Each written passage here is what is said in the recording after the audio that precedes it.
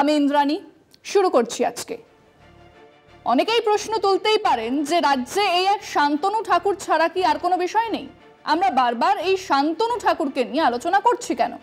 করছি কারণ এই সাংসদ বারবার মিথ্যে বলছেন, শুধু নয় মানুষের মধ্যে এক আতঙ্ক ছড়ানোর কাজ করেই চলেছেন। একবার মাথা ঠান্ডা করে ভাবুন তো, এই যে সিএ বিল, তা কি শুধু ভারতবর্ষে মতুয়াদের জন্য? সারা দেশের মানুষদের জন্য সংসদে বসে বিরোধীদের সমস্ত সমালোচনাকে উড়িয়ে দিয়ে সরকার একটা আইন পাশ করেছিল, আর সেই আইন পাশ করার 4 বছর পরেও তাকে লাগু করাই হচ্ছিল না। কিন্তু তা নিয়ে দেশের আর কোথাও কোনো আলোচনা হচ্ছিল?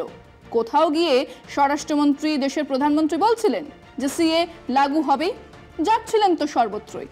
আর সেই আইন আনার পরে, পাশ করানোর পরে এতগুলো রাজ্যের নির্বাচন হয়েছে, একমাত্র বাংলা ছাড়া কোথাও এ নিয়ে একটাও কথা তারা বলেছেন? বা অন্য কোনো বিজেপি নেতৃত্ব? সাধারণ নির্বাচনের প্রচার শুরু হয়েছে 1 মাসের বেশি হয়ে গেল, 1/3 আসনে ভোট শেষ। এই বাংলা ছাড়া কোথাও বলা হচ্ছে যে সিএ আসবেই, আমরা নাগরিকত্ব দেব ইত্যাদি? বলা হচ্ছে না, কারণ এই বাংলার উদ্বাস্তু গৃহহীন হয়ে চলে আসা সেই মানুষজনদের নিয়ে এক ঘৃণ্য রাজনীতি কেবল এই বাংলাতেই হচ্ছে, এবং সেই জঘন্য রাজনীতির অন্যতম খেলোয়াড় এই শান্তনু ঠাকুর। আর সে কারণেই এটাই বিষয় আজকে। আবার ডাহা মিথ্যে বলছেন সাংসদ শান্তনু ঠাকুর। সংশোধিত নাগরিকত্ব আইন বাংলায় চলবে না, ইতিমধ্যেই তা সাফ জানিয়ে দিয়েছেন মুখ্যমন্ত্রী তথা তৃণমূল নেত্রী মমতা বন্দ্যোপাধ্যায়। মতুয়া সম্প্রদায়ভুক্ত রাজ্যবাসীর উদ্বাস্তু তকমা মুছতে সিএ মোতাবেক আবেদন করতে হবে। বিজেপির পক্ষ থেকে প্রধানমন্ত্রী নরেন্দ্র মোদী কিংবা কেন্দ্রীয় স্বরাষ্ট্রমন্ত্রী অমিত শাহ নাগরিকত্বের আবেদন করার আর্জি জানালেও রাজ্যবাসীর সাড়া মেলেনি। যদিও কেন্দ্রীয় মন্ত্রী তথা বিজেপির অন্যতম মতুয়া মুখ শান্তনু ঠাকুরের দাবি, রাজ্যে নাকি 10,000 আবেদন জমা পড়েছে। যদিও তার দাবির সপক্ষে কোনো নথি দেখাতে চাননি তিনি, স্রেফ দাবি করেছেন।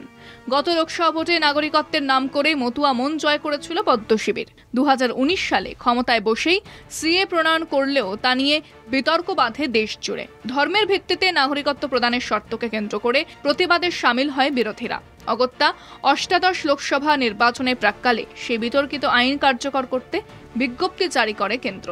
কিন্তু তাতেও বিতর্ক থামেনি। নাগরিকত্বের আবেদনপত্রে যেসব নথি পেশ করার শর্ত দেওয়া হয়েছে তাতে সংশয় তৈরি হয়েছে। প্রশ্ন উঠছে, মতুয়ারা কি আর আস্থা রাখতে পারছে না কেন্দ্রের তৈরি করা আইনে?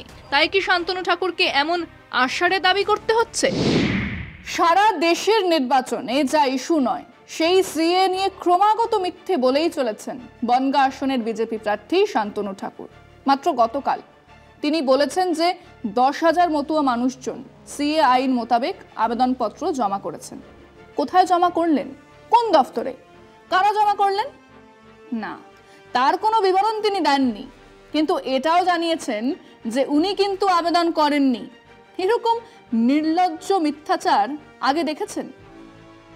প্রথমত 10,000 তো দূরস্থান, 10 জন মতুয়া ভোটারকে এনেও হাজির করতে পারবেন না এই শান্তনু ঠাকুর, যারা নাকি এই আবেদন করেছেন। কেন? কারণ খুব পরিষ্কার, এই সিএ আর নাগরিকত্ব দেবার মিথ্যে বেলুনটা ফেটে গেছে সেদিনেই, যেদিন উনি প্রথমে বলে ফেলেছিলেন আমি আবেদন করব, আর তারপরে নিজেই আবেদন করেননি। সেদিনেই এলাকা জুড়ে প্রচার চলেছে যে শান্তনু ঠাকুর নিজেই আবেদন করেননি, কারণ আবেদন করলে উনি নাকি আর নির্বাচনে দাঁড়াতেই পারতেন না, বা দাঁড়ালে তার মনোনয়ন বাতিল হয়ে যেত। এবং এই প্রচারের ভিত্তি আছে বই কি, কারণ আবেদনের প্রথমেই তো আপনাকে জানাতে হচ্ছে যে আপনি অমুক দেশের নাগরিক ছিলেন, ধর্মীয় উৎপীড়নের কারণে এদেশে চলে আসতে হয়েছে, তাকে নাগরিকত্ব দেওয়া হোক। এই আবেদন তো পাঁঠার দোকানে ক্যাশ টাকা দেওয়া নয় যে 1/2 কিলোর দাম দিলেন আর রাং থেকে 1/2 কিলো মাংস কেটে দিয়ে দিল। এখানে আপনি আবেদন করবেন, সেই আবেদনের তথ্যগুলো খতিয়ে দেখা হবে, এবং ততদিন আপনি নাগরিক নন। এবং যেহেতু নির্বাচনে দাঁড়াতে গেলে দেশের নাগরিকত্ব থাকাটা আবশ্যিক, তাই শান্তনু ঠাকুর সিএ এর আবেদন করেননি। সবাই এই খেলাটা বুঝে গেছে, এবং আপাতত সিএ ব্যাপারটা বুমেরাং হয়ে গেছে। সেই অস্বস্তি থেকেই শান্তনু ঠাকুর আবার একটা নয়া মিথ্যে ভাসিয়ে দিলেন।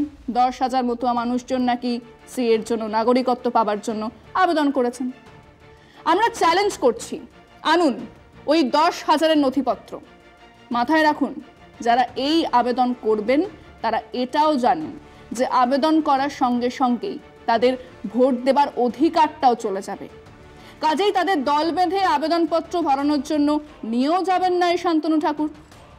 আমরা আমাদের দর্শকদের জিজ্ঞাসা করেছিলাম যে এই সিএ নিয়ে ক্রমাগত মিথ্যাচার, 10,000 জন আবেদন করেছেন, আমিও আবেদন করব ইত্যাদি বলার পরে সত্যিটাও সামনে হাজির।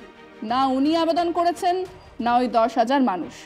এসবের ফলে এই সিএ ইস্যু কি বিজেপির বিরুদ্ধেই চলে যাচ্ছে না? শুনুন মানুষজন কি বলছে। এখনও পর্যন্ত সিএতে দুজনের বেশি কেউ অ্যাপ্লাই করেনি। শান্তনু ঠাকুর এটা ভোটে জিতবার জন্য একটা মিথ্যা কথা বলছে। কিন্তু সিএর কথা বলে জনসাধারণের মনকে উনি জয় করার চেষ্টা করছেন। কিন্তু আমার যেটা মনে হয় এইভাবে জনসাধারণের মনকে জয় করা যায় না। জনসাধারণের প্রত্যেকের একটা ব্যক্তিত্ব আছে, সবাই ভালো বোঝার চেষ্টা করেন। কারণ শান্তনু ঠাকুর নিজেই তো এখনও পর্যন্ত কোনো আবেদন করেনি। তো এই সূত্রে আমরা ওনাকে কী দেখবো, কোন সুখী দেখবো? যে শান্তনু ঠাকুর তারও তো কোনো আবেদনের আমরা কিছু পাইনি। সিএটা হলে সাধারণ মানুষের কোনো লাভ হবে না, উপকার হচ্ছে না, বরঞ্চ সাধারণ মানুষ সব কিছু থেকেই বঞ্চিত হয়ে যাবে। দেখুন, only time will say. At this moment, how will I can say? It is going against the election or for the election. It is for the future purpose. সত্যি কথা বলতে এখনও তো সিএর জন্য নিজে আবেদন করেননি বলছেন, তো এতে মনে হয় না বিজেপির ফল খুব বেশি একটা ভালো কিছু হবে। রাজনীতির তো এখন কোনো ইস্যুর প্রয়োজন না, ইস্যু তারা তৈরি করে রাজনীতি আরম্ভ করে দেয়। উনি তো নিজেই আবেদন করেনি এই বিষয়ে। উনি নিজে বলছে যে 10,000 লোক আবেদন করেছে, সব মিথ্যে, এবং উনি নিজেই চায় না এটা হোক। ঠিক আছে, ওনার ফল ভালো হবে না এবং বিজেপির ফল ভালো হবে না পশ্চিমবাংলায়। সাফল্য এনে দিয়েছেন, তার জন্য অসংখ্য ধন্যবাদ জানাই আমাদের এই শান্তনু ঠাকুরকে। সেই সঙ্গে ধন্যবাদ জানাই কেন্দ্রীয় সরকার, মোদী সরকারকে, যে আমাদের জন্য অন্তত তেনারা একটা ব্যবস্থা করেছেন, একটা ভাবনা তাদের মাথায় এসেছে। পুরো টোটালটাই শান্তনু ঠাকুরের একটা ভাবতা। শান্তনু ঠাকুরে এখন অব্দি আমরা দেখি না, যদি ভোট আসে তখন শান্তনু ঠাকুর এদিক ওদিক ঘুরে বেড়ায়, তাছাড়া শান্তনু ঠাকুর বাড়ি ছাড়া কোথাও নড়ে না। সিএ নিয়ে শান্তনু ঠাকুর যেটা বলছে সেটা আদৌ সত্যি কিনা সেটা নিয়ে যথেষ্ট সন্দিহান। এটা সবার আগে উনারই করা উচিত ছিল, করে নিয়ে সবাইকে দেখানো উচিত ছিল যে উনিই করছেন। সিএ নিয়ে যেটা চেষ্টা করেছিল শান্তনু ঠাকুর, যে প্রচার করছে, সে আমার মনে হয় এটা সম্পূর্ণ ভিত্তিহীন দাবি। যে সিএ করলে নাকি নাগরিকত্ব যাবে, আমি বলছি এই আইনটা সিএএ নাগরিকত্ব দেওয়ার আইন, নাগরিকত্ব থেকে বাদ দেওয়ার জন্য কিন্তু আইন নয়। এই আমরা খেটে খাওয়া মানুষ, আমাদের প্রত্যেক দিনের জিনিসটা রোজি রোজগার করে খেতে হবে, এছাড়া তো কোনো নেই। শান্তনু ঠাকুরের দায় না, দেখানোর দায় তো শান্তনু ঠাকুরের না। শান্তনু ঠাকুর বলছে আনুমানিক, সেটা আরও বেশি হতে পারে।